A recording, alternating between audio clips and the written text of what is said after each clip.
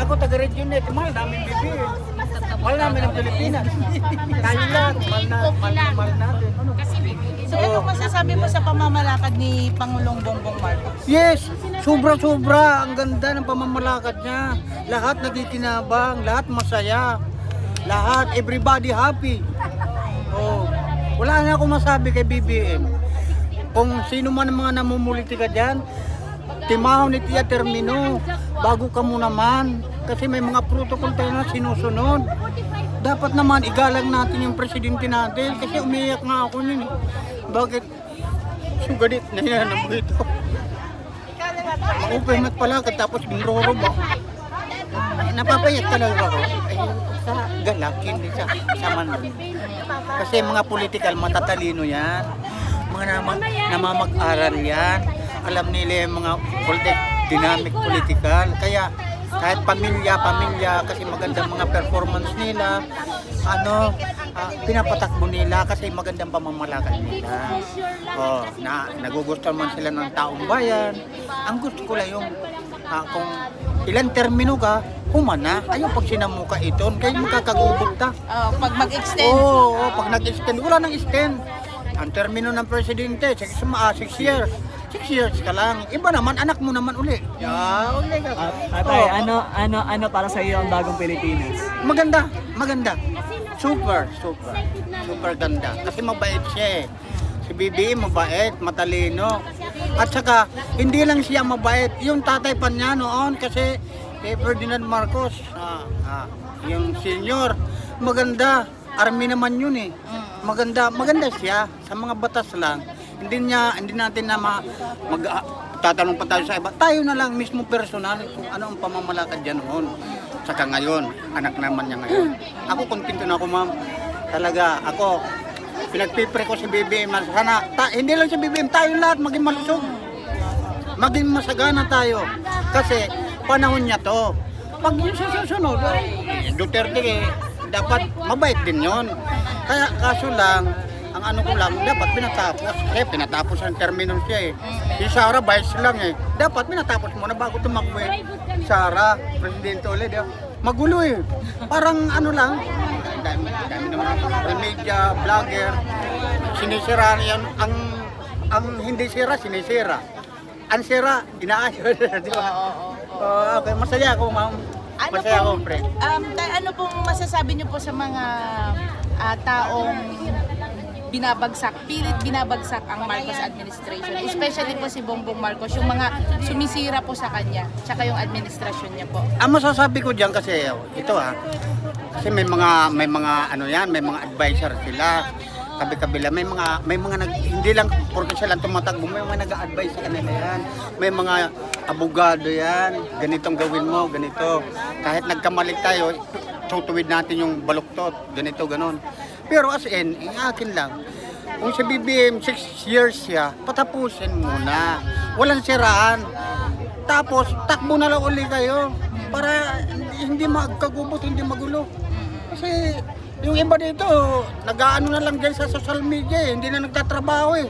Yung nandun sa bukid eh, hindi na pumupunta ron. Umaasa na lang yung itong mga hinabang. Ito, may kuwan dito, may kuwan, suga dito. Ayaw kong ganun.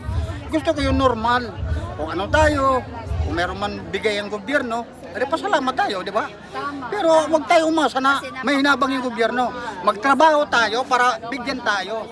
Makita ang tao, ano bang trabaho ito? Nagdidinalos. O yung, wala pa makapamaw. Tagan itong pamaw para siya dito makapagtanong. Tagan yung seedling. Ito, maaram ito mag-uma. Maaram magtanong yung kamuti. Tagan, kaya di rin ito pinapalit. Sinisir yan. Balanghoy. Panagan, waray gutom.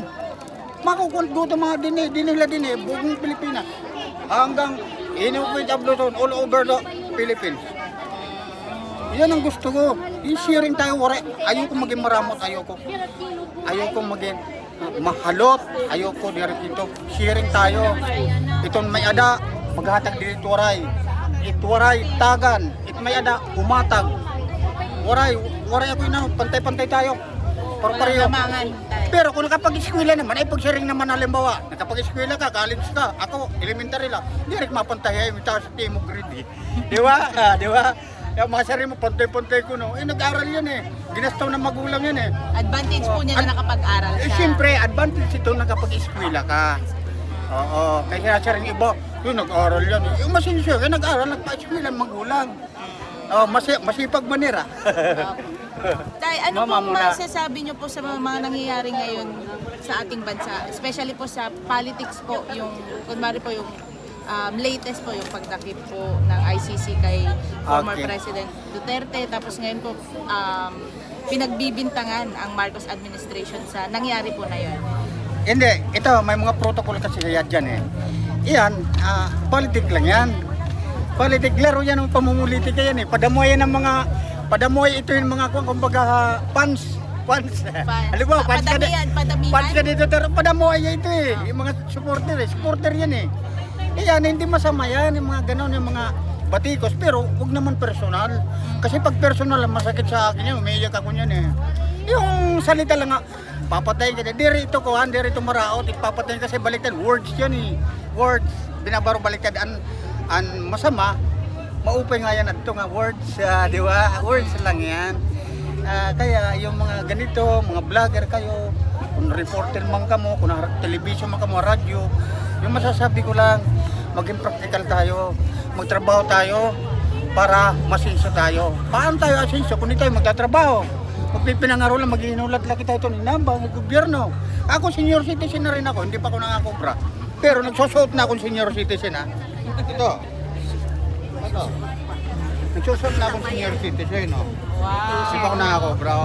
Mga 62 na ako itong birthday ko, 62. Kalendaryo na ako. Ayaw mo na, masasabi mo ang tama. Opo, Tay, last na lang po. Ano na lang po yung message nyo kay PBBM kung mapapanood po niya ito? Masasabi ko lang kay BBM, huwag ka magpadara ito nga ira mga haka-haka. Basta ikaw kung nakaposisyon ka, ang malaga, iti mo termino, tapusin mo yan, panindigan mo yan. Saludo ako sa'yo. Wow, thank you po. Yes. Thank you po. Anong pangalan niyo, tatay? Oo ha? Anong pangalan niyo? Alejandro Balida Taga saan po Pacala. kayo? Taga Barangay Bagakay, San Miguel Leyte. Okay po, thank you po. Thank you po.